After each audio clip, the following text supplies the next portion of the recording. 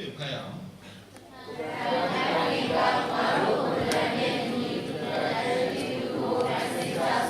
်သူဒီပင်လည်းငါတို့ကို၎င်းမိုးကောင်းပင်မြတ်တို့ကို၎င်းတာရင်တို့ကို၎င်းမြေတစ်မြေလုံးလေးတစ်ဝမြေပေါ်မှာပတ်သက်သောပြိဿာပေါင်းတို့ကို၎င်းအုပ်စုစေဖို့အမိန့်တော်ရှိ၏သို့သောတရားဒီမိမိတို့တရားနှင့်မိလူတို့ကိုဖန်ဆင်းတော်မူ၏တရားဒီကိုတရားတော်နှင့်မိလူရောက်ကြမိဘကိုဖန်ဆင်းပြီးအရှင်တို့များများဆောင်ဝေပါကြတော့မြေကြီးကိုပြည့်စုံနေနိုင်ကြတော့ပင်လည်းငါတို့ကို၎င်းမိုးကောင်းပင်မြတ်တို့ကို၎င်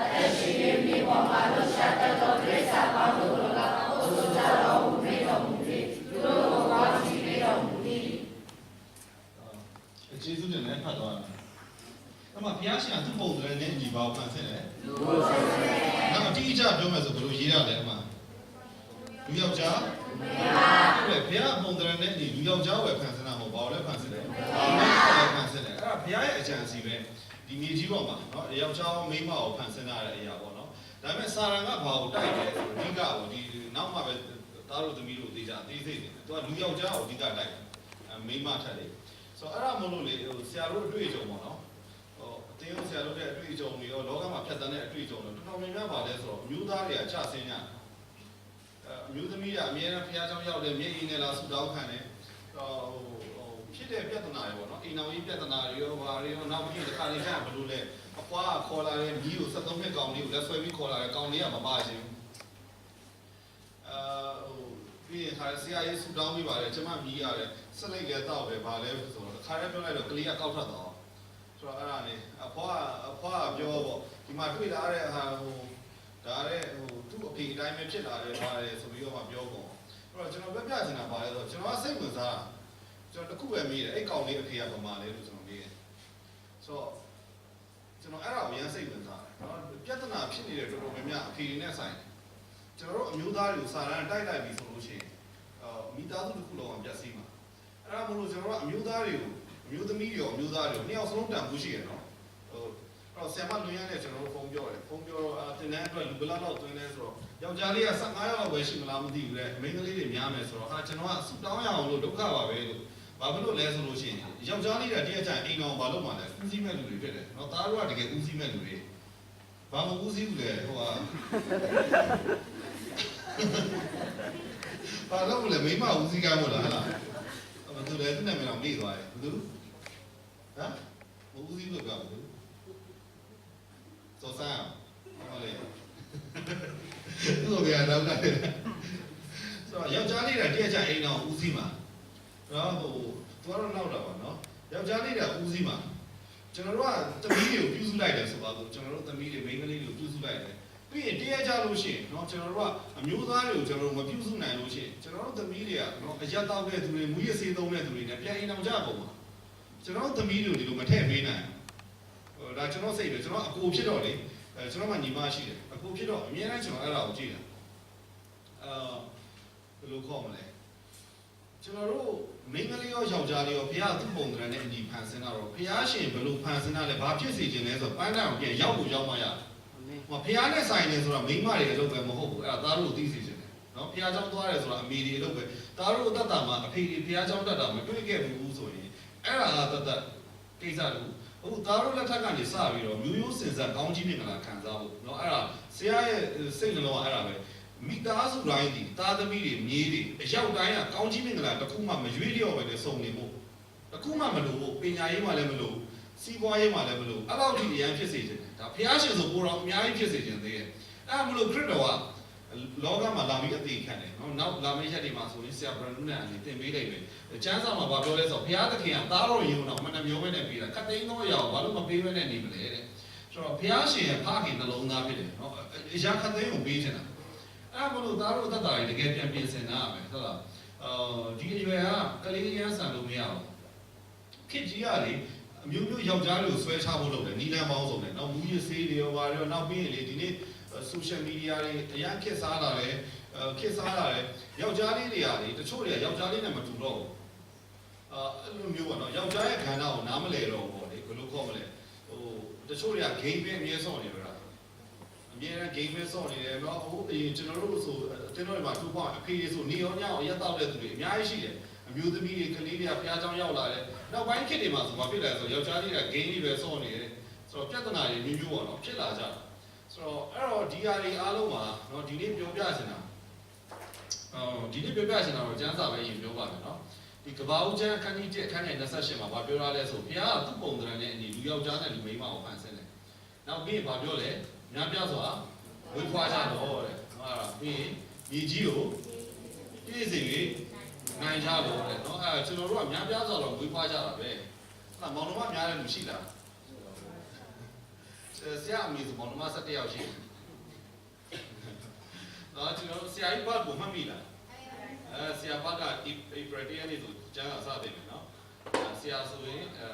ဆရာဆိုအမြဲတမ်းနောက်တယ်သူမှသားသမီး3ယောက်ရှိတယ်မြေးတွေ17ယောက်လောက်ရှိတယ်အမြဲနောက်တယ်ငါတဲ့ကလေး10ယောက်လောက်လိုချင်တာတဲ့အမျိုးသမီးကမနာခံလို့တဲ့ဆိုတော့ဒါနောက်တာပါနော်ပြောပြချင်တာပါလဲဆိုတော့များပြောဆောင်မွေးဖွားမယ်မြေကြီးကိုပြည့်စေပြီးနိုင်တယ်နောက်ပြီးဘာလုပ်ရမလဲအုပ်ဆိုးခိုင်းတာပင်လယ်ငါးတွေပါတယ်လူကိုဖန်ဆင်းထားတဲ့လူကမြေကြီးမှာ CEO ပဲ CEO ဆိုတာသိလားကုမ္ပဏီတစ်ခုမှဆိုအကြီးဆုံးပဲဒီ iPhone ထွင်တဲ့လူသိလားဘယ်သူထွင်လဲကြားဘူးလား Steve Jobs ဆိုတာဒီကြားဘူးလားSteve Jobs ဆိုတာသူကစထွင်တယ်ပညာရှင်ပဲသူကသူ့အဖေနဲ့အမေနဲ့ကလေသဘောမတူတော့လေဘယ်လိုခေါ်လဲသူ့အဖေနဲ့အမေအိမ်အောင်ပြုဖို့သဘောမတူပဲနဲ့သူတို့အဖေအမေပြဿနာတွေအများကြီးဖြစ်ခဲ့တာပေါ့နော်ပြောရမလို့သူတို့မိသားစုကအရန်ခက်ခဲခဲ့တယ်သူ့ကိုသူများမွေးစားခဲ့တာသူကမွေးစားသားတက္ကသိုလ်တက်ဖို့ဆိုလဲသူကမိဘတကယ်ကောင်းတယ်အကောင်းဆုံးပြုဆိုဒါပေမဲ့တက္ကသိုလ်ပညာရေးကြီးမထောက်ပံ့နိုင်တော့သူကျောင်းထွက်တယ်ဒါပေမဲ့သူဒီပညာရေးစပြီးသူကထွင်တော့သူကဘယ်လိုစထွင်လဲဆိုရင်လေအဲ့ခေတ်တုန်းကပြောပြမယ်နော်သားတို့သမီးတို့ကဖုန်းကိုဒီနေ့ခေတ်မှာဆိုတော့နော်သိချင်မှသိမယ်အရင်ခေတ်တုန်းကဆိုအင်တာနက်တွေပါဆိုတော့ဘာမှမရှိသေးဘူးနောက်ပိုင်းမှာအင်တာနက်စပေါ်လာအင်တာနက်ကိုဘာနဲ့သုံးတာဆိုကွန်ပျူတာနဲ့ပဲသုံးတာဒီဖုန်းနဲ့မသုံးနိုင်သေးဘူးဖုန်းဆိုတာဘယ်လိုပဲသုံးတာလဲဒီလို club တွေနဲ့ပဲဖုန်းဆက်ဖို့ပဲတချင်းနဲ့နားထောင်လို့မရဘာမှလုပ်လို့မရနော် तू ကဘာစားလုပ်တာအရင်တော့တချင်းတွေဆိုဒီတိတ်ခွေနဲ့နားထောင်ရတာကက်ဆက်ခွေနဲ့လေ तू ကဘာစားလုပ်တာလဲဆိုဒီလက်ပွားထဲမှာရှိတဲ့ဟာနဲ့ तू ဖုန်းနဲ့ဆက်လို့ရမယ်ပြီးလို့ရှိရင်တချင်းတွေဘာတွေနားထောင်လို့ရမယ်ရုပ်ရှင်နဲ့ကြည့်လို့ရမယ်ပြီးအင်တာနက်နဲ့ကဘာကြီးကိုလက်ညှိုးနဲ့ချိတ်ဆက်လို့ရတယ် तू ကလို့စထွင်တာအဲ့ဒါ तू ဆက်စချင်းမိတ်ဆက်တဲ့ဗီဒီယိုရှိတယ် तू စထွင်တဲ့ဟာ iPhone နံပါတ်3ပေါ့နော်အဲ့တော့ तू စထွင်မိတ်ဆက်တော့လူတွေဆိုတာဟာဆိုပြိတ္တတွေအားလုံးကဒီလိုဝိုင်းကြည့်ကြဒါမျိုးသူတို့တစ်ခါမှမမြင်ဘူးလေဖုန်းဆိုတာဖုန်းဆက်တာပဲသူတို့နားလဲကဘာကြီးကိုချိတ်ဆက်တာအင်တာနက်သုံးတာလက်ညှိုးလေးနဲ့ပဲအကုန်လုံးလုပ်တာပြီးတချင်းနဲ့နားထောင်လို့ရတယ်အကုန်လုံးပေါင်းတာဆိုတော့ဒါကိုဘာလို့ခေါ်လဲဆိုဆရာတို့က genius လို့ခေါ်တယ်ပညာရှင်လို့ခေါ်တယ်နော် तू ကသူ့ကုမ္ပဏီကို Apple ကုမ္ပဏီလို့ तू ကနာမည်ပေးတာလေ तू Apple ကုမ္ပဏီမှာ तू CEO ပဲ CEO ဆိုတာ तू အကြီးဆုံးပဲမကြိုက်တဲ့လူ तू ဘာလုပ်လို့ရလဲထုတ်လို့ရတယ် CEO တော့သွားပြဿနာလုပ်လို့မရဘူးဟုတ်တယ်မလားမကြိုက်တဲ့လူဆိုသွားဖယ်လို့ရတယ်အဲ့အတိုင်းပဲဘုရားရှင်ဒီကဘာကြီးကိုဖန်ဆင်းတော့လေလူတွေကိုတဲ့ဒီမှာသားလို့သမီးတို့တယောက်ချင်းစီတယ်ကို CEO လို့ဖန်ဆင်းတာပြောချင်တာပါဆိုမြေကြီးပေါ်မှာသားတော့ပြင်ရင်ပဲအရာခတ်သိန်းကိုလွှမ်းမိုးနိုင်တယ်အရာခတ်သိန်းကိုအုပ်ဆိုးနိုင်တယ်အရာခတ်သိန်းကိုအုပ်ချုပ်နိုင်လူကလွှမ်းမိုးဖို့အုပ်ဆိုးဖို့ဖန်ဆင်းတာလေပြောချင်တာအရာခတ်သိန်းကိုသူကပြုပြင်ထိန်းချုပ်လို့ရတယ်ဒါပေမဲ့လူကဘယ်မှာပြဿနာစဖြစ်လာလဲဆိုတော့ तू မကင်ရွယ်တဲ့အချိန်မှာပြဿနာဖြစ်လာဥပမာပြောပြမယ်နော်ဒီထဲမှာစပိန်ရှိရလို့လက်ပြမယ်စပိန်ရှိကြလားစပိန်သိမစီးကြဘူးစိုက်ကယ်ပဲစီးတော့တာလားဟာလားခုခေတ်ကလို့ဖြစ်ကုန်ကြတယ်ကျွန်တော်ခေတ်မှာစပိန်တအားလို့ရှင်တယ်နော်အမေကိုရမ်းပူဇာခဲ့တဲ့အချိန်တွေကျွန်တော်ရှိခဲ့စုတွေလည်းတအားတောင်းနေရတယ်ဟမ်စပိန်ရောစီးကြကြတယ်စီးတော့စီးကြပါဆရာလေးတန်းကစပိန်ရလေဘယ်တော့မှတည်မစီးတော့ဘူးတကယ်ချင်းအတင်ပြီးအသက်မှန်မှန်ရှူလိုက်ရင်ဘက်ကိုမမှတ်ထားတယ်သူပြောတဲ့ဟာတွေအများများတယ်ဦးလို့ဆိုမှတ်တော့ဘယ်လို့မှမစီးတော့ဘူးနောက်ဆုံးသွားလည်းမတင်ပြီးတော့အဲ့ဒီလမ်းထဲမှာကောင်မလေးတယောက်ပေါ့နော်ဆရာလည်းတနစ်နေအကောင်မလေးကစပိန်စီးတယ်နေအောင်စီးတတ်တာဆိုကောင်မလေးဆိုတော့ကိုအားကြမှာစီးတတ်တယ်လို့ပြောပြီးတော့မှကောက်နေလိုက်တော့တခါလည်းမနေနိုင်ပါဘူးအဲ့ဒါမှတ်တမ်းမှမိသေးတယ်အလီထဲမှာပြန်နေသူလိုပဲခံစားရတယ်ကလေးတော့ပေါ့နော်အတွေ့အကြုံတော့ဒီမှာစပိန်စီးတတ်တယ်ဆိုစိုက်ကယ်တွေမှာချော့စိုက်ကယ်သုံးမယ်စပိန်တွေစိုက်ကယ်တွေပြတ်တဲ့အခါမရှိဘူးလားတချို့တွေဆိုဒီမှာအခုဆိုကလေးဆိုဖုန်းကိုင်နေကိုယ့်ရဲ့ဖုန်းပြတ်တဲ့အချိန်တွေပါရှိတယ်ပြင်လို့ရတယ်ဆိုပျော်လားမပျော်ဘူးလားပြင်လို့မရဘူးဆိုဘာဖြစ်လဲပျော်လားခံစားလို့မကောင်းတော့အ အတိတ်ကဘာလဲဆိုကိုထိန်းချုပ်လို့ဘာလို့မရအောင်လဲမရအောင်ဒီကိစ္စကိုသိလားဆရာပြောတာနားလည်လားစပယ်ကိုပြင်လို့ရမယ်ဆိုတာကိုကထိန်းချုပ်လို့ရတယ်လေသူပြတ်မယ်ကိုပြင်လို့ရမယ်ဖုန်းဆိုလည်းနည်းနည်းမှားလို့ရှိရင်လုံးတက်မယ်ဒါမှမဟုတ်စိုင်ခေါ်သွားမယ်လုံးလို့ရတယ်ဆိုလူကစိတ်ကပျော်လားမပျော်ဘူးလားအတိတ်ကဘာလဲဆိုကိုကြိုက်တယ်လို့လုံးလို့ရတယ်ကိုလွှမ်းမိုးလို့ရတယ်ဒါပေမဲ့ကိုပြင်လို့မရအောင်ဆိုလို့ရှိရင်ဒါပျော်သေးလားဘာကြောင့်လဲဆိုလူကအုပ်ဆိုးဖို့ဘုရားဖန်ဆင်းတာကိုမအုပ်ဆိုးနိုင်တော့ကိုတတ်နိုင်မှုတက်ကြော်လွန်သွားပြီကိုမတတ်နိုင်တော့ဘူးဆိုလူတွေကဘာဖြစ်တာဆိုမပျော်တော့ဒါမှပျော်ရုံအဆင်မရှိတာနော်ဒါပေမဲ့ရန်ဝင်နေမှုကောင်းတာသားတို့သမီးတို့ပြောပြတယ်အဲ့ဒါဘာလဲဆိုမိသားစုပြဿနာမိဘတွေအိမ်တော်ကြီးအဆင်မပြေဘူးသားသမီးတွေဘာထိန်းချုပ်လို့ရတာမရလုပ်လို့ရလားအဖေတို့အမေတို့တင်းတင်းမြတ်မြတ်နေကြပါပြောလို့ရလားမရဘူးအကန့်တော့ခံရမှာဟုတ်တော့မလားကိုထိန်းချုပ်လို့မရအောင်ဒီအခြေအနေကကလေးဘဝမှာဖြစ်တဲ့ဟာလေမိသားစုပြဿနာတွေအိမ်တော်တွေကွဲတယ်ဒါတကယ်ဝမ်းနည်းမှုကောင်းတယ်ဒါတကယ်ဘဝပဲမကွဲစေချင်ဘူးအဖေရင်းနဲ့အမေရင်းနဲ့နေစေတယ်အဲ့လိုပဲကလေးတွေဒီသားတို့လိုရွယ်ပဲအနောက်နိုင်ငံမှာလည်းလိုပဲဖြူလေးတွေမေးလို့ရှိရင်ဘာပြောလဲဆိုတော့ကျွန်တော်ကတော့အဖေရင်းနဲ့ပဲနေချင်တာအဲ့လိုပဲဘဝတွေကထိန်းချုပ်လို့မရဘူးကနေလို့မကောင်းဘူးမပျော်တဲ့အပြင်ပိုဆိုးလာတယ်ဒဏ်ရာရလာစိတ်ဒဏ်ရာအဲ့အကြောင်းနည်းနည်းလေးပြောပြမယ်နော်ဒီနေ့ကအခြေအနေနည်းနည်းပြောပြမယ်ခဏလေးပြောပြမယ်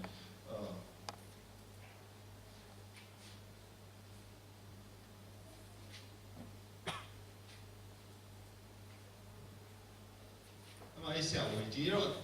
ဆုံးသွားပြီလားမသိဘူးတတ်တော့မဆုံးရတော့အသက်60တော်တော်ကျုံနေပြီအရင်အသက်ကြီးဒေါက်တာဗင်ဆန့်ဖလက်တီလို့ခေါ်တယ်ဘယ်လိုခေါ်လဲဒေါက်တာဗင်ဆန့်ဖလက်တီလို့ခေါ်တယ်တော့အမေရိကန်ပြည်တော်စုကဆရာဝန်ဆရာဝန်ပုံပြလာလိုက်နော်တမီးနော်အဲ့ဆရာဝန်ကဘာကိုကုတာလဲဆိုအဝလုံတဲ့လူတွေကိုကုတာဘာကိုကုတာလဲအဝလုံတဲ့လူဆိုတာလေတကားမဆန့်တဲ့လူတွေကုတာဒီတကားမဆန့်တဲ့လူတွေကုတာပေါင်400ကျော်500ကျော်တဲ့လူတွေကုတာသူကုတော့ဒါလို့ဆိုပြင်ဘူးမှာမဟုတ်ဘူးနော်စူမိုတွေပြင်ဘူးတယ်မလားစူမိုတွေကတော့သူ့ကိုသူတမင်တတ်လောက်ထားတာလေတချို့လူတွေကမဖြစ်ရှင်မနေမှာဖြစ်နေရတယ်ဆရာဆိုဝိရှော့ဝလို့လားဝါလာလို့ပြောတာဒေါက်တာဗင်းဆက်ဖလက်တီကိုလို့လားဒေါက်တာဗင်းဆက်ဖလက်တီနဲ့ပတ်သက်ပြီးတော့မှလူတွေတောင်းနဲ့ချီပြီးကုတယ်အများကြီးကုတာဝိတ်တွေသူတကယ်အောင်မြင်တယ်သူချသူ့အတိုင်းတကယ်လိုက်လာမယ်ဆိုတစ်နှစ်အတွင်းမှာပေါင်400ကျော်တဲ့လူတွေကပေါင်130ပဲပြန်ဖြစ်သွားတာဒါပေမဲ့ तू ကဝမ်းနေပေါ်ရဘာသွားတွေ့လဲဆိုဒီလူတွေကဝါတာသူရဲ့ပြဿနာမဟုတ်တချို့လူတွေကချတာမအောင်မြင်ဘူးအဲ့လူတွေကကျမ်းမာရေးအကြောင်းမသိလို့လားဆိုမဟုတ်ဘူးဆရာဝန်တက်ပါဘူးဖြစ်တာလေကိုတော်သိတယ်ဘာစားမယ်ဘာမစားရအောင်သူကလေ့လာပြီးသားလူတွေကထင်တာလူတယောက်ကအဝလွန်တာကိုပြဿနာလို့ထင်တာဥပမာပြောပြမယ်အိမ်မှာမီးလောင်နေဆိုပါစို့အခုအပြင်ကနေဆိုဘာကိုလှမ်းမြင်ရမလဲမီးကိုပဲမြင်ရမယ်အဲ့မီးကိုရဲ့အားလုံးလေးစုပ်ဆက်နဲ့သွားစုပ်မလားပြဿနာဘာမှရှိရလဲမီးမှရှိတာမီးကိုမှမဟုတ်ဘူးဟုတ်လားလူတွေကဘာမြင်တာလဲဆိုအပြင်ကအဝလွန်တာကိုမြင်တယ်ဒါမီးကိုပဲဘာလို့သူဝနေရလဲဆိုတဲ့အကြောင်းရင်းလူတွေမမြင်ဘူးပြောပြမယ်နော်အဲ့သူ့ရဲ့ဒီအဝလွန်တဲ့လူတွေရဲ့55ရာခိုင်နှုန်း55ရာခိုင်နှုန်းတရားမှာ55ယောက်ကဘာလဲဆိုဘယ်သူက12နှစ်13နှစ်လို့ငယ်ရွယ်တဲ့အချိန်မှာလိမ်မိုင်းဆိုင်မတရားပြုချင်တာခံခဲ့ဘူးအဖိုးကနေသူ့မဒိန်ကျင်လိုက်ကောင်မလေးတယောက်ဆိုပြီးတော့12နှစ်ရွယ်မှာသူ့အဖိုးကမဒိန်ကျင်တယ်အဲ့ချိန်ကသူ့စိတ်ကအရန်ချောက်ချတယ်အဖိုးကထောင်ကြရင်ကြမယ်မကြရင်မကြဘူးဒါပေမဲ့ထောင်ကြလို့လေဒီစိတ်ကံကပျောက်သွားလားမပျောက်ပါဘူးအဲ့တော့ဒီတရားကြောင့်သူ့ဘဝမှာသူမထိန်ချုပ်နိုင်တော့ကိုယ့်ကိုအဲ့ချိန်ကြီးလည်းမထိန်ချုပ်နိုင်တော့စားချိန်ကြီးလည်းမထိန်ချုပ်နိုင်တော့လူကဒီအဖိုးရဲ့ကိုယ်မတရားပြုချင်တာကိုကိုကမတားဆီးနိုင်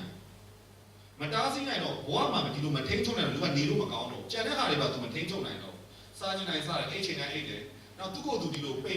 န်အောင်သူမကြိုက်တော့လူတွေဆွဲဆောင်မှုမခံရအောင်အဲ့လိုမသိစိတ်ကလည်းဒါ55ပဲမဟုတ်တော့ကြံတဲ့လူတွေကလည်းအများစုကအားလုံးကြီးပါအချမ်းဖတ်တာခံမှုတွေငယ်တော့ဘဝတန်ရာရှိတယ်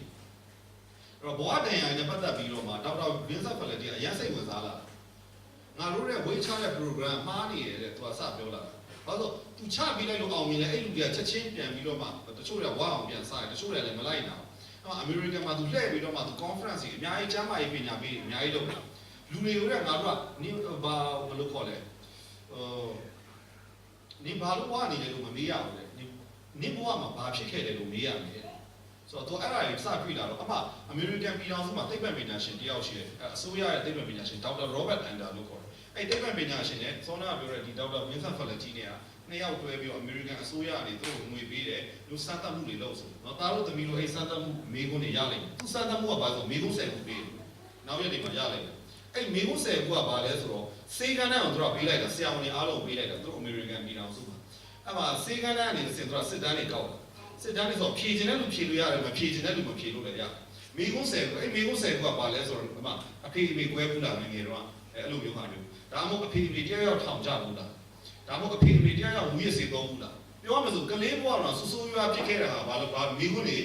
10ခုကိုမေးလိုက်တာဆရာဆိုငယ်ငယ်တော့အဖေအမေအိမ်တော်ကြီးတော်တော်အဆင်မပြေခဲ့ဘူးအဆင်မပြေခဲ့တဲ့အချိန်ရှိတယ်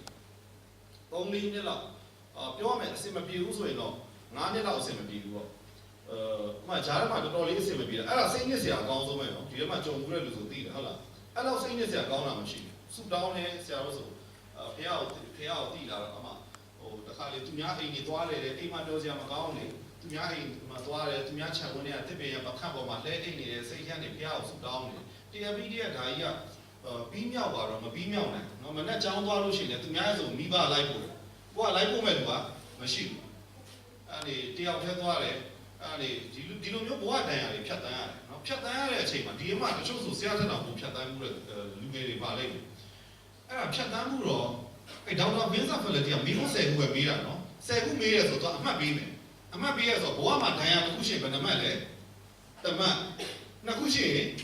်နှစ်မှတ်အဲ့လိုမျိုးသွားတာ10ခုလုံးရှိရလို့ဆိုရင်10ခုလုံးရှိရလို့ဆိုတော့ဒါဘဝမှာတော်တော်အဆိုးရွားဆုံးပဲသူကလေးဘဝတော့ကြုံနေတာ6ခု9ခုဆိုရင်တော့တော်တော်ဆိုးနေဒီထဲမှာသားတို့သမီးတို့ကတစ်ခုမဟုတ်တစ်ခုတော့မရှိနိုင်ဘူးလားဆရာတို့ဆိုလည်းရှိတာပဲ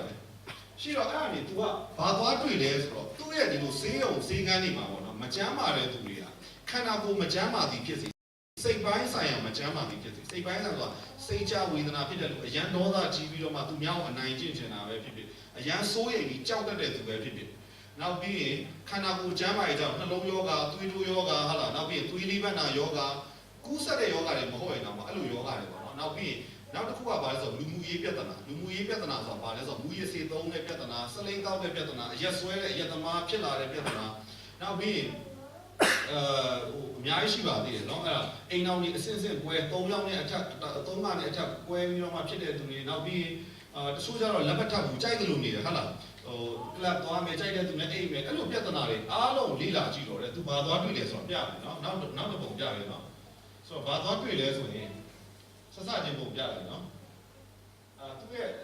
ကဘာမှအကြီးဆုံး research ကိုလုပ်တာအဲ့ဒါမဟုတ်ဘူးအဲ့ဒါပြီးမှပြမယ်ဟုတ်တယ်အဲ့ဆိုတော့အမှဘာသွားလဲဆိုတော့အမှ3ညနေ1 2 3 4 5 6အပေါင်းတွေ့လားတွေ့ရနော်အဲ့ဒါဘာလဲဆိုတော့စောနာကလေးဘွားရခဲ့တဲ့တန်ရ3ညပဲရှိရလို့ကဘာဖြစ်ဘူးလဲဘာတန်ရမှမရှိရသူကလေးဘွားနော်တစ်ခုပြည့်စုံရင်တစ်ခုရှိရတယ်ပြည့်စုံနှစ်ခုရှိရတယ်ဒါပါလဲဆိုတော့ဒါစလိတ်တောက်တဲ့ရှားတိုင်းတော့စလိတ်ဆွဲတဲ့သူဖြစ်လာလို့ရတိုင်းတော့ပေါ့ပြောရမယ်ဆိုဘဝတန်ရများလာလေးတွေစလိတ်ဆွဲဖို့ရတိုင်းတော့ဖြစ်လာလေးတွေတဲ့များလာလေးတွေနောက်ပုံတစ်ပုံဒါဆိုရင်နောက်တစ်ပုံဆိုရင်ပါလဲဆိုတော့ဒါအရက်ဆွဲတာအရက်သမားဖြစ်ဖို့ပေါ့ငငယ်တော့အဲ့လိုပဲအိမ်မှာပြောစရာမကောင်းတဲ့မိဘတွေကွဲတဲ့ဘဝတန်ရများဆိုအဲ့သူကအရက်သမားဖြစ်ဖို့ရတိုင်းတော့များလာတယ်ကိုယ်တိုင်လည်းလို့ဖြစ်ဖို့များလာတယ်တော့အဲ့ဒါနောက်တစ်ပုံဒါဆိုလို့ရှိရင်မူရစေကိုအကျော်လေးထိုးထည့်တာเนาะအဲ့ဒါအစေးထိုးအဲ့လိုမျိုးပေါ့เนาะအဲ့မှာပြောပြမယ်เนาะ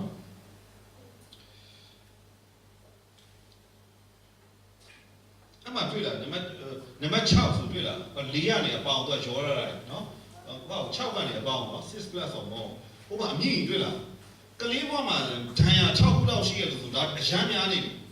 တခုမှမရှိရလို့ပုံမြသမားကိုကြည့်မြန်မာတွေပြောမိကောင်းဖခင်သားသမီးလို့ခေါ်တယ်နော်အမေအဖေကလည်းကောင်းတယ်ဖေကိုသိတယ်ဘာမှဒဏ်ရာမရှိခဲ့ဘူးအဲ့လိုလူနဲ့ဘောမှာဒဏ်ရာ6ခုလောက်ရှိတဲ့လူတွေကမူရစေသုံးဖို့6ခုလောက်ရှိရတော့46ဆလောက်ပုံများတယ်ရာခိုင်နှုန်းတော့ပြောလို့ဆို4600ရာခိုင်နှုန်းအဲ့လောက်ကိုပုံများတယ်နောက်ပုံတစ်ပုံဒါကဘာလဲဆိုစိတ်ကြဝေဒနာခံစားတာဒီမှာနော်စိတ်ကြရတယ်လို့ပဲဘောမှာစိတ်ကြတာနောက်တစ်ပုံဒါပုဂ္ဂိုလ်တတ်သိမှုကြိုးစားတာ နော်အဲ့လိုပဲဘဝမှာ9ခုလောက်ရှိပြီဆိုသူများကိုယ့်ကိုတတ်တယ်ကို30စားလောက်ပုံများကိုယ့်ကိုတတ်တယ်လို့မကြားဘူးလားတချို့ကထင်မယ်ဟာဒီကောင်ကိုယ့်ကိုတတ်တယ်စိတ်ပြောတယ်လို့မထင်ဘူးလားဒါနဲ့တကယ်တော့လို့သူတို့ငငယ်ကလေးဘဝမှာရခဲ့တဲ့ဒဏ်ရာတွေသူတို့မျိုးသိထားတာအများကြီးရှိတယ်နောက်ပိုင်းအသက်ကြီးတဲ့အချိန်မှာသူတို့မကန်ကျွယ်နိုင်လို့ရှိရင်မခံနိုင်တော့သူတို့ကကိုယ့်ကိုတတ်တယ်လို့ငါတို့ဘဝတော်လောက်ပြီလို့သူတို့ထင်တယ်နောက်တစ်ပုံဒါကြောင့်အလုပ်ထဲမှာပြဿနာတက်တဲ့လူတွေအလုပ်ချိန်အမြဲနောက်ကြတယ်အမြဲတမ်းပြဿနာလုပ်တယ်အလုပ်အဲ့လိုပေါ့နော်။အကြောင်းသားဖြစ်တယ်အဲ့လိုပဲ။ဒါတို့လည်းကြုံတက်လိုက်တယ်။စာချက်တွေချက်လို့မရဘူး။ဆရာမတွေလည်းကြုံဘူးလိမ့်မယ်။အတန်းနောက်ကြတယ်အင်္ဂါဆိုလည်းမလုပ်တော့စာချက်လည်းမရဘူး။သူတို့ဘဝစာသင်ရအောင်မဆိုင်ဘူး။နောက်တကယ်ပြီးတော့သူတို့အိမ်မှာပြဿနာကြီးမားမားရှိတယ်။နော်အဲ့ဒါနောက်တစ်ပုံဒါအဲ့လိုပဲဒါကြိုက်တယ်လို့ပေါ့နော်လက်မတက်ခင်နော်အဲ့ဒါတယောက်နဲ့တယောက်နဲ့အတူနေတာအာမပေးဘူးနော်ယောက်ျားလေးနဲ့မိန်းကလေးနဲ့နော်အဲ့ဒါတချို့တွေကဖြစ်တယ်လို့နေတယ်အဲ့ဒါတွေဘာလို့လဲဆိုတော့ငငယ်တော့မိဘတွေနဲ့သူတို့ကြီးပြင်းတဲ့မိသားစုနဲ့ဆိုင်နော်နောက်တစ်ပုံဒါကကျတော့အိမ်အောင်30နဲ့အခက်အဲ့လိုပဲအိမ်အောင်ဒီမမြဲဘူးဆိုတော့လည်းအကြောင်းရှိတယ်နော်နောက်တစ်ပုံဒါပဲထင်တယ်နော်အဲ့ဆိုဆရာပြောပြမယ်နော်အဲ့တော့သားတို့သမီးတို့ကဘဝမှာဒီထဲမှာဒဏ်ရာရခဲ့တဲ့လူရှိနေတယ်အဲ့ဒါမို့လို့ဆရာတို့ကဒီအကြောင်းကိုစပြီးလုပ်ဖြစ်တာသားတို့ရဲ့စာတွေရတယ်သမီးတို့စာတွေကတစောင်းမျက်စိဖတ်တယ်စုတောင်းပေးတယ်အကိုတို့လေရပါအခုစုတောင်းပေးတယ်ဆရာမဒီဘောင်းတို့စုတောင်းပေးတယ်ဆရာမလင်းတာတို့စုတောင်းပေးတယ်ဆရာစိုးတို့စုတောင်းပေးတယ်အများကြီးကိုစုတောင်းပေးတယ်စာတွေလည်းပြန်တယ်သားတို့ကတကယ်တန်ဖိုးရှိတယ်သမီးတို့တကယ်တန်ဖိုးရှိတယ်လို့ပြောချင်တယ်နော်ဒီဟာတွေကိုဖျားရှင်ကြတယ်ဒါပေမဲ့ဒီငငယ်တော့ကလေးဘွားဒဏ်ရာတွေကြောင့်ရရင်ဒေါက်တာဘင်းစာဖက်လက်ဒီစမ်းသပ်ချက်ဆိုအသက်ကြီးရင်သူများနှလုံးရောဂါမဖြစ်ဘူးကိုကကိုဖြစ်လာအသက်ကြီးလို့ရှိရင်အဲ့လိုမျိုးဟာတွေကျန်းမာရေးပြဿနာတွေလူမှုရေးပြဿနာတွေစိတ်ပိုင်းဆိုင်ပြဿနာဖြစ်ချင်ကြလားဖြစ်ချင်လားမဖြစ်ချင်လို့ရှိရင်ဒါတွေမဖြစ်ပဲနဲ့နေလို့ရအဲ့ဒါဘာလို့ကိုလဲဆိုရိုးလေးအဲ့ဒဏ်ရာကိုပြန်ကုဖို့ပဲဥပမာဆရာ6ရောက်ကျူးတယ်ဆိုပါစို့6ရောက်ကျူးရင်ဘာလုပ်ရမလဲဘယ်လိုကုရမလဲကြောက်ပတ်တီးစီးရမယ်ဟုတ်လားမဟုတ်လားကြောက်ပတ်တီးစီးရမယ်မကူလို့ရှိရင်ကမြင်ပြောက်လားအဲ့ဒါပဲဒါတို့သမီးတို့ငငယ်တော့ရခဲ့တဲ့ဘဝရဲ့တန်ရတယ်ဘဝတန်ရရှိတာမရှိတာသိချင်အိမ်မေးဖို့ဆယ်ဖို့ရှင်နောက်နေ့တွေမှာပေးနေတယ်နော်ရန်ကုန်ကနေမိတ်တူတွေဆွဲလာတယ်အဲ့ခွက်ကိုသိဖို့ပဲရေးချင်တာရခဲ့ပြီဆိုအဲ့ရတဲ့တန်ရတွေတကယ်ကုသဖို့လိုတယ်ဘလို့ကုသမလဲဆိုတော့ဆရာတို့ဆရာမတို့အစီခံဖို့အသင့်ရှိတယ်ကူညီဖို့အသင့်ရှိတယ်ယောက်ျားလေးဆိုဆရာတို့နဲ့ပြောလို့ရတယ်ပြောချင်မိန်းကလေးဆိုဆရာမအီဘောနဲ့ပြောလို့ရတယ်အဲ့ကနေကိုယ်စိတ်ရဲ့ဒဏ်ရာတွေအနာငြိမ်းမှုလို့ဒါဘယ်သူမဆိုတော့အင်ဂျင်နီယာဖြစ်ဖြစ်ဆရာဝန်ဖြစ်ဖြစ်အမှုတော်ဆောင်ပဲဖြစ်ဖြစ်ကိုရောကဒဏ်ရာတွေနဲ့ဖြတ်တန်းတာနော်ကိုရောမိတ်ဆွေဆိုအဲ့လိုပဲသူ့အဖေကိုဟာလာဒီတပုံတွေကနေစနိုက်ပါနဲ့လောက်ချင်လိုက်တာဖေကတော့တတ်ထရပေါ့မျက်စိရှိမှပဲမြင်တယ်စိတ်တော်သက်ပဲရှိသေးတယ်အဲ့ဒါကြီးကဘောမှာဒဏ်ရာကြီးပါလားဒီနေ့မှာဥစ္စာပစ္စည်းတွေရှိမယ်ပတ်စံရှိဒါပေမဲ့ကိုယ့်ဘဝမှာရုန်းကန်ရတဲ့ຢာတွေရှိတယ်မဖြစ်ခဲ့တဲ့ຢာတွေရှိတယ်ဖြစ်ချင်တယ်မဖြစ်ခဲ့မဖြစ်ချင်တဲ့ဟာတွေဖြစ်ခဲ့တယ်ဒါပေမဲ့ပြောပြစင်တာသတင်းကောင်းအောင်ပါလဲဆိုတော့တခင်ယေရှုကအဲ့ဒီအားလုံးတကယ်နားလေတဲ့ကုချင်းစားတဲ့အရှင်ဖြစ်တယ်အဲ့ဘုလောကမှာလာတော့ဗာပြောဆိုစိတ်နှလုံးကြည်ခွဲတဲ့သူတွေအနာအောင်စီးဖို့မှလာတယ်လို့ပြောတာဒါတော့သမီးတို့စိတ်ဓာတ်တွေအကုန်လုံးပြောက်မြန်မာကျမ်းစာကဘယ်လိုရေးလဲဆိုတာစိတ်နှလုံးကြည်ခွဲသောသူတို့၏အနာကိုစီးစေခြင်းကဒါတော့ဟေရှာ67မှာပါတယ်နောက်အဆောင်မြောက်မှာဖတ်ကြည့်လာဟုကျမ်းစာအခါကျမ်းစာဒီကချင်ကျမ်းစာမှာဘယ်လိုရေးလဲတော့မသိဘူးမူရင်းဟီဘရူးလိုနဲ့အင်္ဂလိပ်လိုကဘယ်လိုရေးလဲဆိုစိတ်နှလုံးကြည်ခွဲတဲ့သူတွေရဲ့အနာကိုစီးဖို့ပဲပေါ့တော့ဘယ်လိုဆိုစိတ်နှလုံးကြည်ခွဲတဲ့သူတွေကစီးပေးဖို့လာတယ်အနာဝဲပေါ့အတိတ်ပဲနားလဲလားဥပမာတချို့တွေမိဘမရှိတော့မိဘတရားရောက်ဆုံးသွားတဲ့သူတွေရှိတာဒီထဲမှာရှိမှာပဲเนาะဆရာတို့လက်မထောင်နိုင်သေးတချို့တွေကိုနေကပြောတယ်ဆရာတို့လို့တင်တော့မှလည်းရှိတယ်လို့ပြောတယ်ဆုံးသွားတဲ့ကိုမိဘတွေကိုပြန်လို့ခြင်းတယ်သူတို့ရောက်နိုင်သေးတာမရောက်နိုင်ဘူးဒါပေမဲ့ဘုရားရှင်ဘာလို့ပေးမလဲဆိုတာအိမ်နှလုံးချီခွဲသူပကတ်ထဲမှာထည့်တွဲသူဒီလိုပွေ့ဖတ်ပြီးတော့မှတကယ်ဘုရားသူမျက်မှောက်တော်ပြန်ခံစားစေမှာဒါတော့သမီးတို့တက်မှာနှွေးထွေးမှုပြန်ခံစားစေမှာဆရာဆိုလည်းမိဘတွေအိမ်တော်ကြီးအစီအမပြောဆိုအခန်းထဲမှာပဲနေတယ်ဆုတောင်းတဲ့အခါမှာဘုရားရဲ့ဝိညာဉ်တော်ပေါ့နော်မျက်မှောက်တော်အယံခံစားတယ်ကျမ်းစာတွေဖတ်လို့ရှိရင်တအားနားလေတာဘုရားရှင်ကောင်းမြတ်ခြင်းကိုယံခံစားတယ်တချို့တွေကထင်မယ်နော်အဖေကဘာဖြစ်ခဲ့လဲတာတို့သမီးတို့ရဲ့ဖခင်ကောင်းတဲ့ပုံကိုဖဖြစ်တယ်အဲ့မလို့သတင်းကောင်းရှိရတာတို့ကအနာငြိမ်းရမယ်မြေကြီးမှာတကယ်ကောင်းစားဘုရားရှင်အဲ့လိုအားလုံးကောင်းစားစေချင်တာနောက်တစ်ခုပြောပြီးတော့မှညီကုန်းချုပ်မယ်နော်နောက်တစ်ခုပြောပြတယ်နောက်တစ်ခုဗီဒီယိုပြတယ်နော်ဆောင်းနာဗီဒီယိုပြလိုက်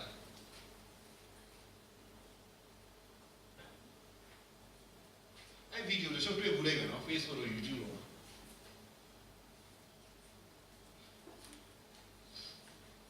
ဆရာတို့ကလေ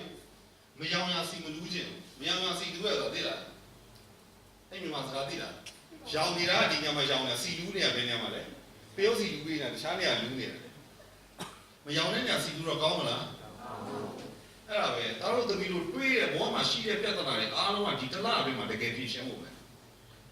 ဆရာတို့အဲ့ဒါကိုလုပ်ကြည့်တယ်ထိတ်တိုက်ပါနော်မဆိုင်တဲ့ဟာတွေမပြောချင်ဘူးဆရာတို့ကအဲ့မို့ဆရာတို့ဘုံဘွင့်လေးပြောပါဘယ်ပြောရသလဲကြက်တဲ့ဟာတွေသိရမှာဘောမှာသိစရာတွေအများကြီးရှိတာမှန်တယ်ဥမာပြောပြမှာထားပါတော့တယောက်ကထားနေတယ်ဆရာကြီးနျူကလ িয়ার ပြဿနာအကြောင်းပြောပြပါဂျိုရုအကြောင်းပြောပြပါဆိုအဲ့ဒါတွေကနောက်မှသိလို့ရတယ်ဟုတ်လားအရေးကြီးတာပါလေကိုဘွားမှာတွေ့တဲ့ဒဏ်ရာကိုအဲ့ဒါစီလူးဖို့နော်ဗီဒီယိုပြပြရမယ်ပြောလာဒီမှာလားဂိမ်းဆော့ရလို့ရှိလားဆော့နေတော့အခုနော်တရားဟောနေအောင်ဆော့လာဆော့နေနော်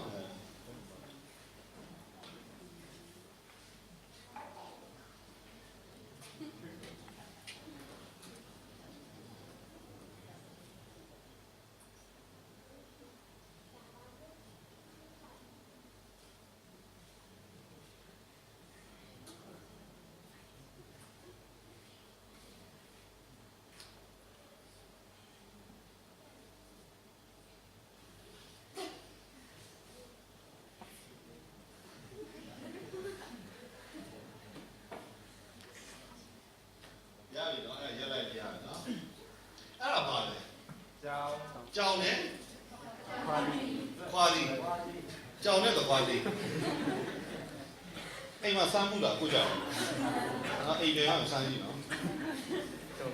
ကြောင်နေသူတို့မသိတဲ့အချိန်မှာကျမ်းပြင်မှာခွာသည်ချလာတွေ့ရင်သူတို့အားလန့်သွားအဲ့တော့သိပ္ပံပညာရှင်ကနှစ်နဲ့ရှိပြီးရှာဖို့လေဘာကြောင့်လို့လန့်တာဘာလို့လန့်တာလဲသိလားဒီတိုင်းတော့သူဘာသိရှိရမယ့်နေရာမှာဆိုသူတို့မလန့်ဘူးဒါပေမဲ့မြေကြီးပေါ်မှာမရှိတဲ့နေရာမှာရောက်နေရမှာရုပ်ပြက်တွေ့လာရင်သူတို့ရမ်းလန့်သွားဘာလို့လဲသလားဘာလို့လဲဆိုရင်တဲ့သူကမွေလို့ထင်တာလေရုပ်ပြက်ကြောင်ရလေမွေလို့ထင်တာမွေချိန်ပြီးတော့မှရမ်းလန့်သွားပဲထူးဆန်းတာတစ်ခုကမွေတွေကနေမွေကိုမတွေ့ဘူးတဲ့ကြောင်တွေရှိရင်အိမ်ထဲမှာပဲမွေတဲ့ကြောင်တွေဟုတ်လားဟိုဒီတောတွေရွာတွေမှာမဟုတ်ဘူးတချို့မြို့တွေမှာတိုက်ခန်းထဲမှာကြောင်ဘယ်မှဖိမထွက်ဘူးကြောင်အိမ်ထဲမှာပဲမြင်နေရတာအဲ့လိုကြောင်တွေရှိအမေရိကကြောင်အဲ့ကြောင်တွေရောတခွားတီကိုလန့်လာဆိုလန့်တယ်သူကမွေမတွေ့ဘူးပဲနဲ့ဘာလို့ဒီတခွားတီကိုမွေလို့ထင်ရလဲသိလားအဲ့ဒါကိုသိပ္ပံပညာရှင်တွေအများကြီးလေ့လာတယ်အမှဒေါက်တာမီရှယ်ဂျူဗတ်ဆိုရယ်တကယ်ကိုကမ္ဘာပေါ်မှာအရန်တော်တဲ့ပညာရှင်ဒီအုံနောက်နဲ့ဆိုင်တဲ့သိပ္ပံပညာရှင်ဆိုပြင်သစ်လူမျိုးသူကဘာလေ့လာဆိုတရက်အဲ့လိုကြောင်နေအမြဲတမ်းအိတ်တာသူအမြဲလေ့လာတော့သားတို့သမီးတို့ဆရာတို့ရဲ့အုံနောက်ကိုလူတိုက်တတ်သွားတယ်သားတို့ကလူတိုက်တတ်သွားတယ်ဟုတ်လားမဟုတ်လားဟုတ်တယ်အဲ့အုံနောက်က၃မျိုးလုံးလုပ်တယ်တဲ့အခုလိုနိုးနေတဲ့အချိန်မှာအုံနောက်ကဒီ wave လေးတွေစက်တင်နဲ့တက်လိုက်လို့ရှိရင် wave ကတစ်မျိုးလုံးလုပ်တယ်အိပ်ပျော်သွားလို့ရှိရင်နောက်တစ်မျိုးလုံးလုပ်တယ်တတိယတစ်မျိုးကဘာလဲဆိုတော့အိပ်နေတယ်အိမ်မက်စမှတ်လာပြီအိမ်မက်မှတ်လာပြီဆိုမတူတော့ဘူးသူပထမနံပါတ်1နဲ့လည်းမတူ2နဲ့လည်းနောက်တစ်မျိုးလုံးလုပ်တာအဲ့နံပါတ်3ကအရန်ထူးဆန်းတယ်အဲ့နံပါတ်3ကဘာလုပ်တဲ့အချိန်လဲဆိုတော့ download လုပ်တဲ့အချိန်နဲ့အထူးသဖြင့်အမေရဲ့ဘိုက်ထဲမှာdownload ဆိုတာတော့နားလေစကားလုံးနဲ့ပြောတာအမေရဲ့ဘိုက်ထဲမှာသူတို့ကိုဝန်ဆောင်တဲ့အချိန်ကြီးကြောင်လေးကဘိုက်ကိုဝန်ထဲမှာအမေဘိုက်ထဲမှာအိပ်ပျော်နေတယ်အိပ်ပျော်ပြီးတော့မှအိမ်မက်မက်နေတဲ့အချိန်ပေါ့နိုးတဲ့အချိန်ရှိတယ်သူကဒီအပြင်မှာလိုပဲဘိုက်ထဲမှာနိုးတဲ့အချိန်ရှိတယ်အိပ်တဲ့အချိန်ရှိတယ်အိမ်မက်မက်တဲ့အချိန်ရှိတယ်အဲ့လိုအိမ်မက်မက်တဲ့အချိန်မှာလေအမေစီမှာရှိရတာလေအိပ်ကြောင်တဲ့အထက်ကို download အကုန်လုံးသွင်းတယ် download သွင်းတယ်ဆိုတော့လား YouTube ဗီဒီယိုတွေ download ဆွဲဘူးလားဆွဲပါတယ်သူက internet ပေါ်မှာရှိတယ်ဟုတ်လားမဟုတ်ဘူးလားဖုန်းထဲကနေ download ဆွဲဆိုဘယ်ရောက်သွားလဲဖုန်းထဲရောက်သွားတယ်အဲ့လိုပေါ့မွေးဆိုတာဘယ်လိုမျိုးလဲမွေးဆိုတာဘယ်လိုကြောက်တတ်ရမလဲဆိုတော့မြန်မာတွေကဗီဇလို့ခေါ်တယ်အဲ့ဒါဘယ်အချိန်မှဆိုကြောင်တွေကအမိဘိုက်ထဲမှာအိမ်မက်မက်နေတဲ့အချိန်မှာအဲ့ကြောင်ကလေးစီကိုရောက်သွားတာဥမာပင်လေလိတ်တွေဆိုလေစဥကနေပေါက်တာနဲ့သူကရေဘက်ပဲတန်းပြီးသွားတာကိုယ့်ဘက်တခြားဘက်ပဲမပေါက်မသွားဘူးဘယ်သူမှသင်ပေးစရာမလိုဘူးဒါပေမဲ့သူတို့ဘာလို့လုပ်တတ်တာလဲဗီဇလို့ခေါ်တယ်အဲ့ဗီဇဘယ်အချိန်မှရတာလဲသူတို့ဘိုက်ထဲမှာအိမ်ဒီအိမ်မက်မက်နေတဲ့အချိန်မှာစပြီးရတာအကုန်လုံးကုတ်ပြီးအကုန်သွင်းပေးတာကုတ်သွင်းနေဆိုတော့နားလည်လားဘုံမှာပြပြမယ်နော်အခုဖုန်းမှာ Facebook မရှိဆို Facebook သုံးလို့ရမှာလားဆိုင်မှာသွားပြီးတော့ကိုယ်မလုပ်တဲ့ဆိုင်မှာသွားပြီးထည့်ထားလိုက်မယ်အဲ့ချန်ဒီဆိုင်ဘာလို့လုပ်ရမလဲသုံးလို့ရပြီအဲ့သဘောပဲ ဒီကြောင်ကသူအသက်ရှင်ဖို့လိုအပ်တဲ့ဟာတွေအားလုံးသူ့အမေစီကနေမှသူအကုန် download ယူတာဒါပေမဲ့မပြောလိမ့်မယ်တဲ့ virus ဝင်သွားတာမရှိတော့ဘူးလား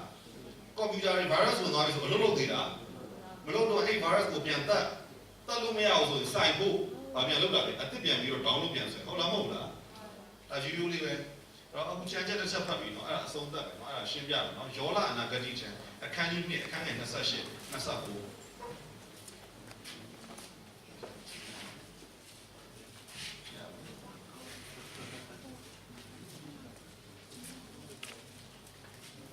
对了，有了，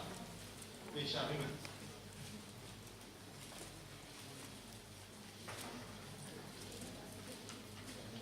看你那，看你那啥些。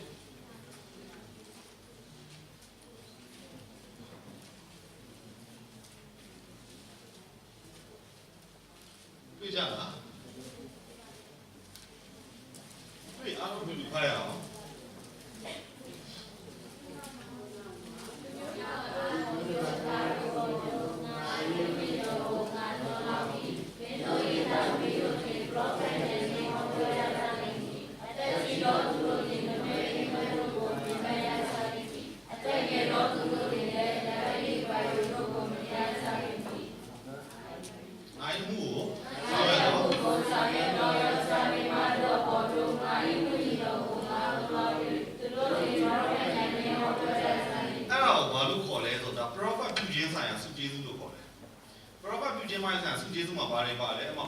prophet ညံနဲ့တင်တို့ရဲ့သားသမီးကဘယ်လိုဟောလဲ prophet ညံနဲ့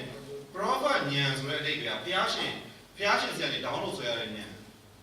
ပြောတာသလားဘုရားရဲ့ဖွင့်ပြချက်နဲ့ဘုရားရှင်ပြောတာကိုသူကကြားတယ်ကြားတဲ့ဟာကိုပြန်ပြောတယ်အဲ့ဒါကို prophet ညံနဲ့ဟောပြောတယ်လို့ခေါ်တယ်ကိုစိတ်ထဲကနေထင်တဲ့ဟာကိုဟောတာမဟုတ်ဘူးနော်နောက်ပြီးရင်လူငယ်တွေကအသက်ငယ်သောသူတွေကဘာတွေမြင်မလဲပြားတယ်ယူပါအောင်ယူပါရုံနဲ့မြင်မယ်ဆိုတော့ဘုရားရှင်ပြတဲ့ဟာတွေကိုမြင်လာမှာ TV ကြည့်တယ်လို့ပဲเนาะတချို့ကဆူတောင်းနေတယ်ဒါပေမဲ့မြင်လာတယ်ဘုရားရှင်ပေါ်ပြတာเนาะအဲ့ဒါနောက်ပြီးရင်အသက်ကြီးတဲ့သူတွေကဘာတွေဖြစ်လိမ့်မလဲနမိတ်အိမ်မက်တွေကိုမြင်မှတ်မယ်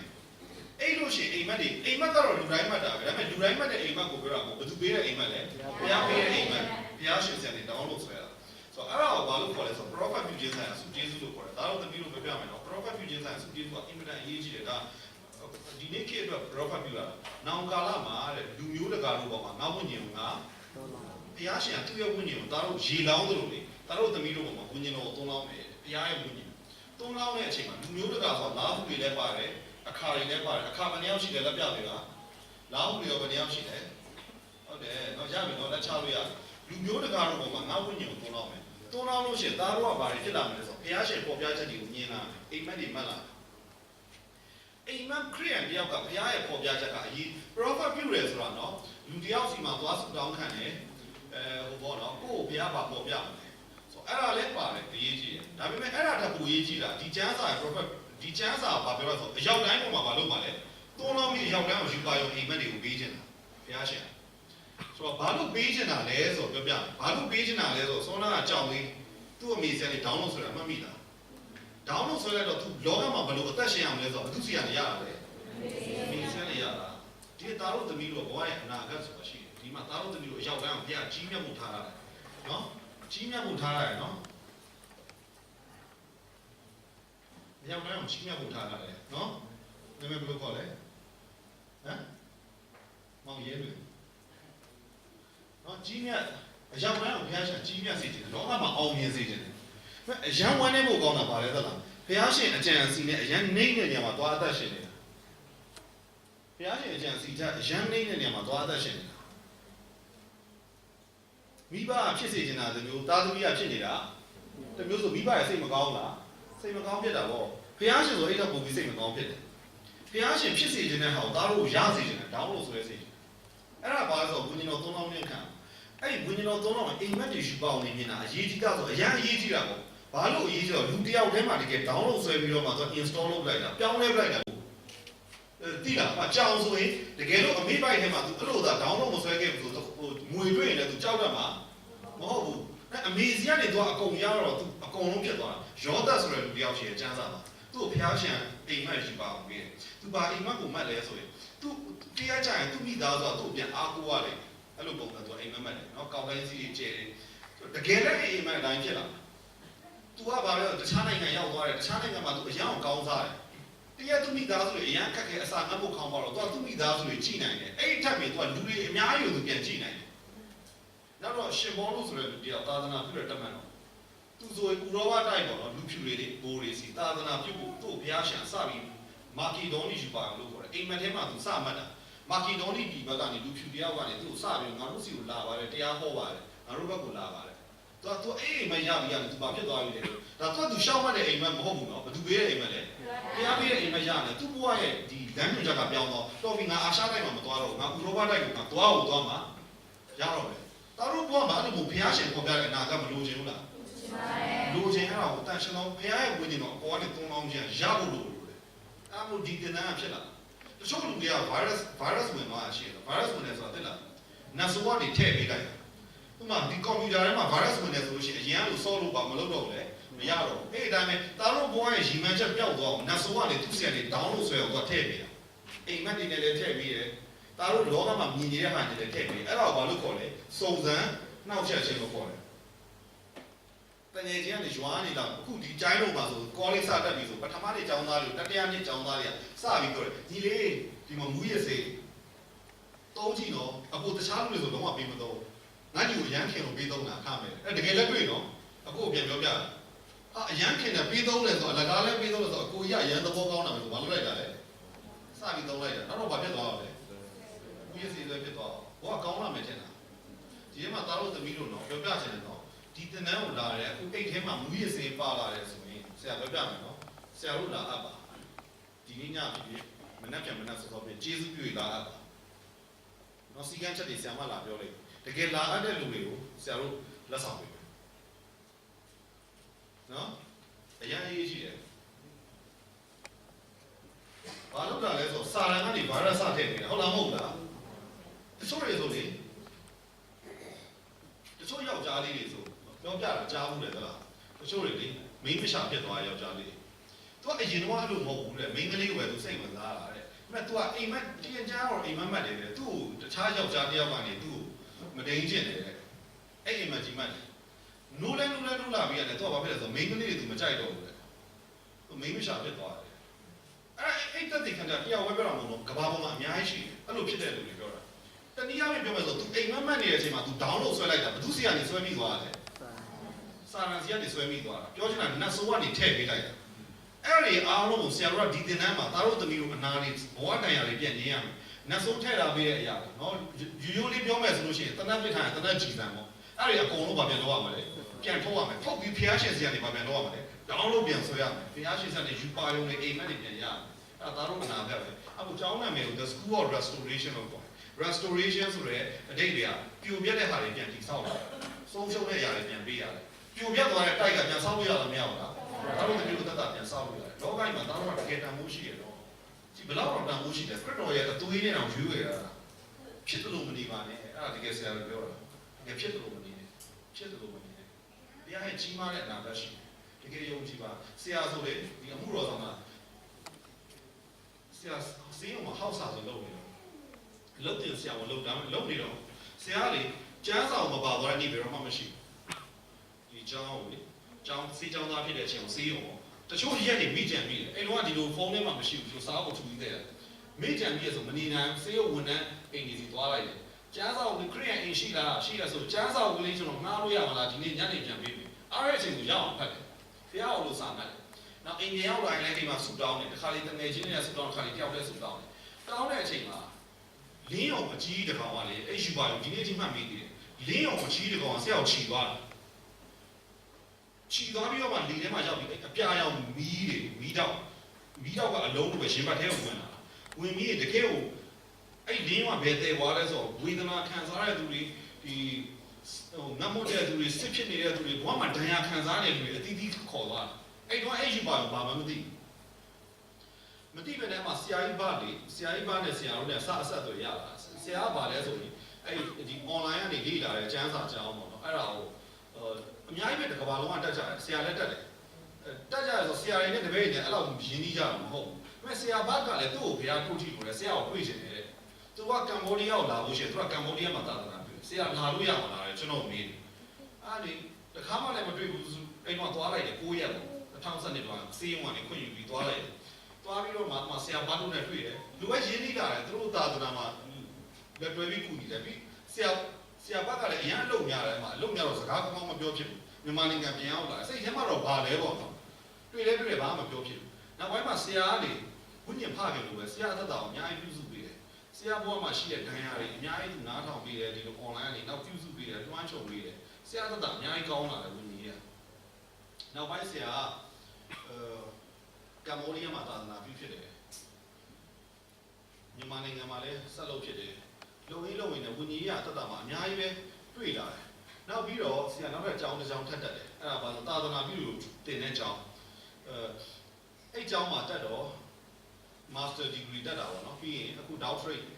ရသွားပြီ doctorate ကနေမေလာမှာပြီးမှာတက်တော့8ကျောင်းမှာသာသနာပြုတွေလွတ်တဲ့အကြောင်းဖြစ်နောက်ထူးဆန်းတာအဲ့ဒီကျောင်းမှာသာသနာပြုဆိုတော့ကမ္ဘာနိုင်ငံ80ကိုသာသနာပြုတာကွန်မြူနစ်နိုင်ငံတွေမြောက်ကိုရီးယားတို့တရုတ်တို့သာသနာပြုဆရာတွေအများကြီးရှိတယ်အဲ့မှာဆရာတအများကြီးသင်ယူရတာအဲ့မှာမူရစေသာသနာလုပ်တဲ့ဆရာတွေလည်းရှိတယ်ဟိုတကယ်အမျိုးမျိုးရှိတယ်နောက်မှသိတာအဲ့သာသနာရဲ့နာမည်ကဘာလဲဆိုတော့ရွှေမပေါလင်းအောင်သာသနာဖြစ်နေတယ်အဲ့လိုပေါ့နော်အဲ့ကနေမှတစ်စိတ်စီရောက်လာတယ်နောက်ပြီးတော့အဲ့လင်းအောင်သာသနာအားဖြင့်ပဲသင်တန်းလုပ်တယ်လေတာချီလေးမှာသင်တန်းလုပ်တော့ဆရာမတို့နဲ့တွေ့တယ်ဆရာမတို့နဲ့တွေ့ပြီးဒီရောက်လာတယ်ဘုရားရဲ့ချိန်ဆောင်မှုခေါ်ဆောင်မှုတွေဖြစ်တယ်ဒါတော့သမီးတို့တတ်တာတို့လည်းဘုရားအနာဂတ်ရှိတယ်လို့ပြောချင်တယ်ကြီးမားတဲ့အနာဂတ်ရှိတယ်နော်ကြောက်တိုင်းတကယ်ချစ်တယ်လို့ပြောချင်တယ်နောက်ရက်တွေဆက်တွေ့ရအောင်နော်ဆိုတော့အခုချိန်မှာခဏဆုတောင်းရအောင်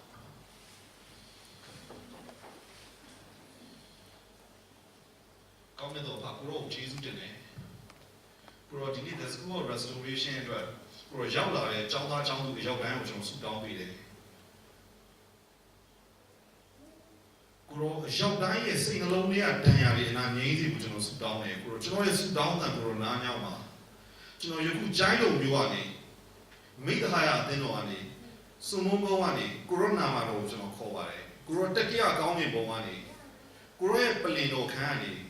ကိုရိုရှင်အဖြေပေးမယ်လို့ကျွန်တော်ဒီအကျွမ်းမဲ့ယုံကြည်ယေရှုခရစ်ရဲ့နာမတော်အပြင်ကျွန်တော်ဆုတောင်းတယ်ကိုရိုအရောက်တိုင်းရဲ့စိတ်တရားတွေအနာငြိမ်းစေဖို့ကိုရိုအရောက်တိုင်းကိုကိုရိုတုံ့ထီပါနောက်သူတို့အထဲမှာရန်သူကနေစာရန်ကနေထဲထားပေးတဲ့အရာတွေအလုံးစုံကိုရိုလွတ်မြောက်ဖို့ရန်အတွက်ကျွန်တော်ဆုတောင်းတယ်ပြီးရင်စာရန်ထည့်ပေးရတာထုတ်ပြီးကိုရိုရှင်ထည့်ပေးမယ်ကိုရိုနည်းနည်းသောအရာတွေတန်ရှင်သောဝိညာဉ်တော်အရောက်တိုင်းမှာကိုရိုသုံးလောင်းမဲ့အကြောင်းကျွန်တော်ဆုတောင်းတယ်ကိုရိုလက်ထဲမှာကျွန်တော်အနှံ့တယ်အရောက်တိုင်းကိုကောင်းကြီးပေးပါဘုံကြီးခြင်းလုံးစုံကိုရိုကိုပေးရပါတယ်သခင်ရှုနာမနဲ့ဆုတောင်းတယ်ပါဗျာရှင်